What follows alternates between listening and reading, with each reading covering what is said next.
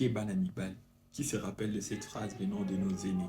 Eh ben, parfois c'est une phrase ultra protectrice pour nos jeunes sœurs, mais plus elles avancent, plus elles grandissent, certains gardent encore cette méfiance, se disant, ben, si je veux atteindre tel objectif et que je m'empresse de m'engager avec quelqu'un, eh ben, je risque de ne pas atteindre mon objectif souhaité.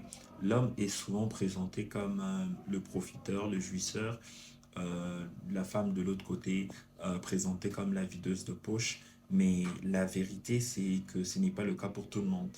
Alors, il faut déjà chasser cette information-là et se rendre compte qu'il faudrait plutôt prendre un temps d'étude, d'observation et pouvoir en juger.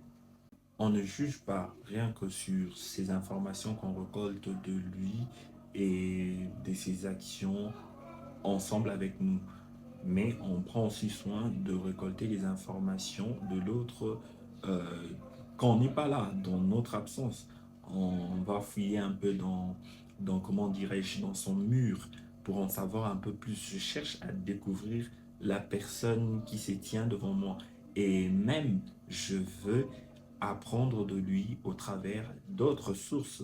Et tout ça, je mets ça ensemble, j'associe Dieu et certainement, je pourrais prendre une bonne décision, une décision qui ne m'expose pas aux blessures comme nous l'avons entendu autrefois. J'ai prévu de finir par cet exemple. J'ai un aîné dans la foi qui, lui, a eu un impact très positif dans la vie de sa femme. Il dit, quand j'avais rencontré ma